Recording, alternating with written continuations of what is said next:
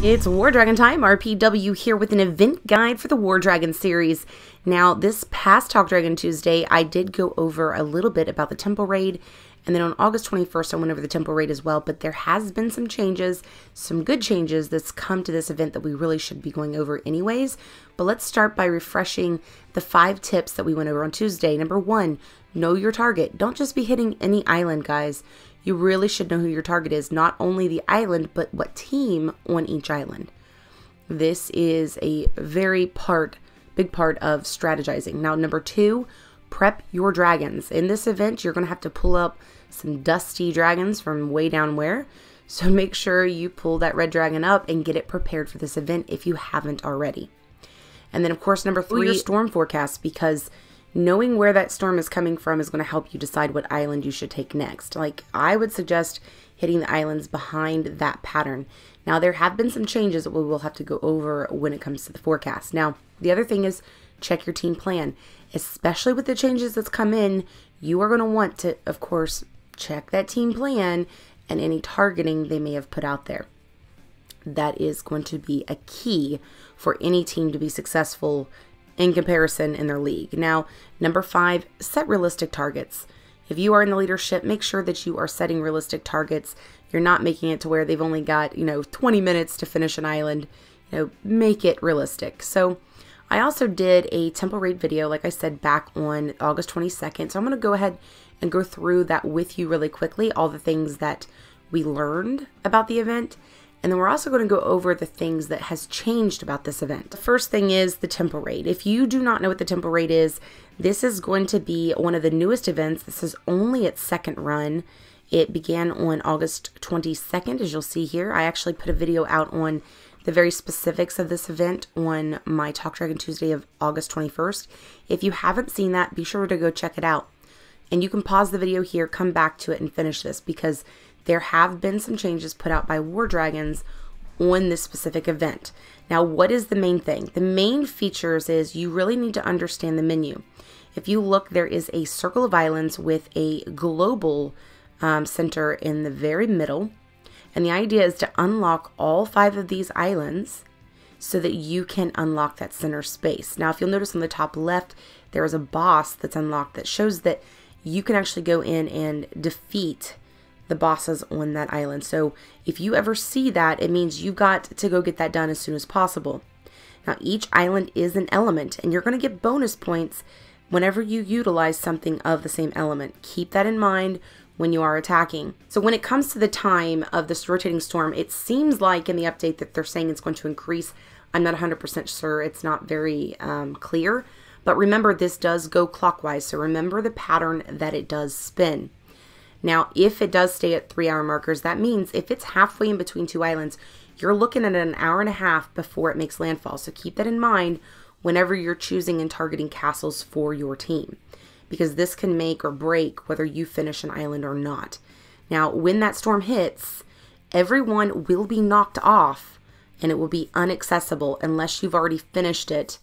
Now, the thing is, if you finished it, or you go in after the storm, it will become supercharged, which means if you're the first one to finish that island after it's supercharged, then you're going to get an increased amount of VP when you go in and you hit the Temple Guardians or the Shrine Guardian, or the Temple Guardians or Elemental Guardians, whatever they're called. Whenever you hit those bosses at the very end, they will actually be worth more. So be sure to try, if you think you can, have the energy to try to hit these, just after a storm hits. Or keep in mind that because it's now a supercharged island, that is where most players are going to be. They're going to want this island, so you're actually going to have a lot more resistance here. So if you don't have a team that can go up against others in your league, or that doesn't have as much, just keep that in mind, because you might be there for a long time, and if the storm isn't that far off, you could find yourself losing all that progression. Now, on the island itself, you will have to progress on the island by attacking other players on other teams. So when you attack somebody else, it will move you forward. Okay, this isn't team VP. This is personal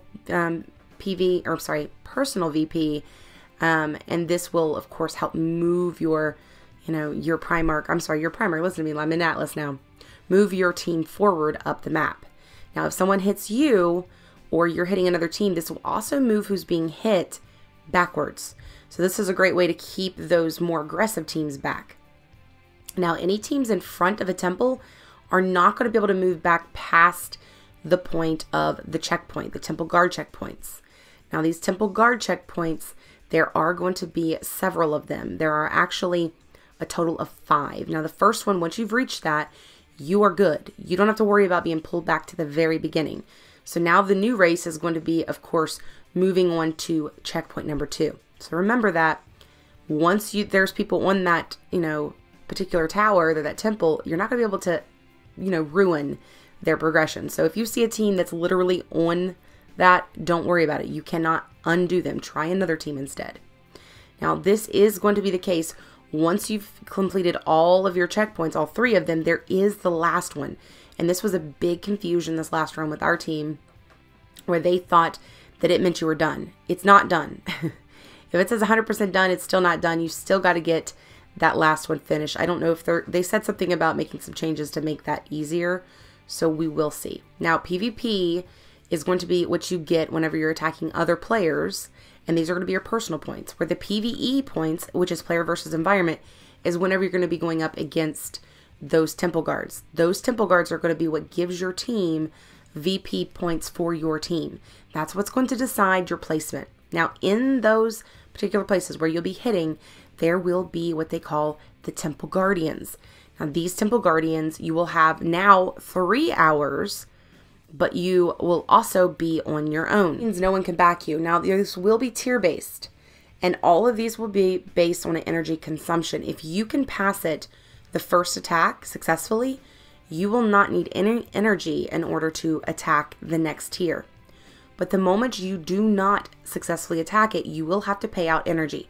It starts out with 0 energy, then if you have to do it again, it's 2, then it's 4, then it's 6, then it's 8, and it continues with 8 energies until you finally pass that. You will not be able to move on into the next tier until you have completed that. So that's where the energy is going to come into play. If you have prepared your dragons, you're talking tons of free energy worth of, points for your team and yourself. That is the one really cool thing about this event. Now, just remember, you're not going to be able to utilize any kind of extra goodies on those. Those will be very regularly based. So dust off those dragons and get things ready, because you will have to use old ones. Now, you can use evolved dragons. So, for example, if you've got a purple dragon who's been evolved to purple, you will be able to use that, but not if it's beyond that amount or below. It has to be the same exact tier. Now, the Temple Guardian's base is going to be tough, and it will be influenced by the Elemental's Island. So, for example, this is a Fire Guardian Temple Guard. So, these Temple Guards are going to have, fire style. So, make sure you use Fire Dragons to have a up on that. Now, once the temple is reached, you will unlock, once you've unlocked all of them, you will be able to go into the Shrine of Elements. Now, with the Shrine of Elements, just like before, you're going to be able to complete all of these. Now, with these, if you complete the orange tiers, you will be able to get a goodie for that. Now, if you have the dragons to be able to complete all the Harbingers, you will get a more evolved version of these portraits. This run, it should be the ice. So these will be unlocked for you to have. Now, once this is unlocked permanently, unlocked for you, that shrine will be unlocked for the rest of the time. You can go back and hit more islands, but let's say you need to get your dragons ready for it, you will be able to do that. It will not be time limited like the others. However, remember, these bases will be heavily armored. They will not have the same rules for the boss's bases as we do for our others. So keep this in mind whenever it comes to those bases. Now, I wish they would have decreased these a little bit because they were pretty difficult. Not on this particular one, but on the Guardians themselves. But anyways, remember, the other thing is you can only hit it by yourself. Now, after you've completed the shrine, you will be able to go back again and again and again on all the islands you want to get extra VP points for your team.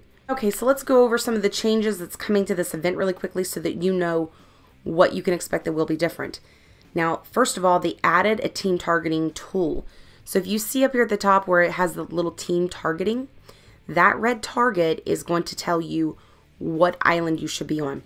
So it's going to be to the left of whatever name of the progression is. So this one right here is targeted on the Earth Island. Don't confuse that with the Fire Island. So if that target is there, that means your team is trying to get you to target that specific island. Now, in order to do this, all you have to do, event officer or the leader or any other officers, you're going to be able to go in and actually select a target. If you'll see at the bottom, it says target an island on your team plan. Now, when you do this, it's going to give you an option to select the island that you want to target. Do not forget to push save, otherwise the target will not be applied. So this is a big key factor. If you don't do this targeting, then your team might not be able to take advantage and really hit things strongly. Now, the original ability to be able to type in there is also going to be there. So if you want to leave a message there for your nighttime officers, the people that are there when you're asleep, then that is an option. You might want to say, always stay on an island forward of this or whatever. Now, I think it's best to, of course, try to come up with a pre-plan on this and then adjust accordingly to see how your team is doing in that event. If they're hitting it fast, you might want to speed that up. If they're hitting it super slow, you might want to jump and skip castles, just like when you're tightening up lug nuts on a vehicle. Hit the first one, then the third one, then the fifth one, and then the second one, and then the fourth one. So that might be more apt if your team is being a little slower. Now, there are some other adjustments that they did put out, and I don't really have imagery for them, but let's go over those real quick. Those of you that are in the Platinum Leagues, you will actually have Elemental Islands, and the Platinum will now be 25% easier to progress down. So meaning, instead of it being 20,000 points, let's say that you had 20,000 points in total for your league, it'll be 25% less. And I don't remember, or actually we were in Platinum at the time, so it'll be less than 20,000 by 25%. And then, of course, this means that they are adjusting points required to make to each temple. This doesn't mean that the amount of points that you get per person or your VP will change. This is just the amount that you need in order to unlock the next temple. Now, I guess that they're actually looking to see how other leagues are doing as well, so it might change across the board. It might increase, it might decrease, so be sure to keep an eye out. Now, the next thing is the temple time has increased. So whenever you unlock a temple, and I don't mean the little checkpoints along the way, but the actual ending, the actual temple, it will actually be increased from 2 hours to be able to finish that to 3. Now, I remember the last time they pulled out this event, we unlocked ours, but it wasn't letting us attack. So we ended up being messed out of all those VP points because they finally unlocked it. I think it was like 3 in the morning for us. 7 hours had gone by and everybody was asleep. So we really got messed over on that. If you do have that situation, be sure you reach out and, ask them to escalate it or something. Hopefully we don't have those type of issues. Now, they're also saying that there's going to be some minor visual improvements. So with that being said, I don't want... because some of this stuff that they've updated is a little confusing at this moment, and I really want to see it happening in person. The reason I say that is because of those improvements, because of those changes. I'm not 100% certain on these. I'm hoping it means, like, for example, it used to be once you reached the last checkpoint, the last temple, it would say 100%. So people thought it was done. They were moving on to another island, even though you still had to kill the VP in there before you would unlock the shrine. So hopefully it's things like that where it's clear and we know. So there will be another guide video coming today. So this is only part 1. It'll either be today or a little bit later tonight. So be sure to check back for that. I'm sorry, a little bit later tonight or tomorrow morning. So be sure to check back on that because I actually want to get in and see it physically happening and see the physical changes before I go to all out. But I still wanted to give you guys, some information before the event began. So try to utilize this to get your team going and hopefully this will help you. Now, again, guys, one of the big key factors, as I said in my thing, is make sure you know who your target is, set realistic targets for your teams, prep those dragons. And, one of the things is, for example, if your dragons you're using, you're wanting to XP run on them, you might want to put them in your roster because because they will bring up your red dragons, your entire tier for you whenever you go into the red zone.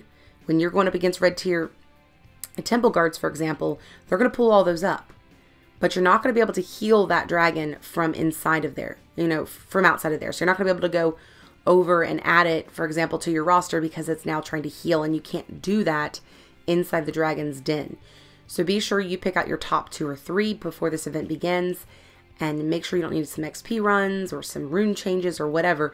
because otherwise, until it's healed completely, you're not going to have access to this. All right, guys, so that would be the big key factor. Now, when it comes to prepping your dragons, keep in mind that your divines are going to be stronger than your breedable tiers that you might have. So if you have any divines, let's say in red, or you have one in blue, or you have one in orange that you don't use, that might be the dragon you want to use. Now, if you happen to have picked up a rider along the way, or you're not utilizing the Atlas riders themselves, you can add them and put a couple of gear items on this to give him a little bit of a boost. I literally went through, and I mean, besides the red tier and the purple tier, in fact, I don't even think I have one for blue tier. No, I have one for blue tier. Blue tier all the way up to the highest level that you can get in the, the tiers, which is Vanguard. I was able to get a dragon with a rider on it. So all of these dragons with riders are going to be boosted up thanks to that. Now, mind you, it's not going to do you any good if you don't have some type of gear on them. So keep that in mind. Just adding a rider that has no experience or nothing to boost them is not going to help. Otherwise, if you have one, and right now it's the last little bit of the event for the Atlas side, so if you need to add some gear, that's cool. Now, not everybody's going to have this ability because some of you do not have Atlas. If you don't have Atlas, that doesn't mean that you're, out of luck. You are going to have the ability to use any junk riders you may have collected along the way in events that you didn't go very far on, and be sure to save back those runes for these, even the ones that you don't think you need anymore. For example, there is the Archer rune. This is, I'm sorry, not the Archer rune, but the Archer resist rune. These are things you'll be able to add on those smaller those smaller tiered bases that you will be going against. So keep those in mind and utilize those spells and those runes, whether it be adding a resist with a rune or whatever, to a dragon. So really go through and see what you can add to these dragons in your lower level tiers. And that's how I'd prepare for it. All right, guys, I will see you guys, like I said, either tonight or tomorrow morning with part 2.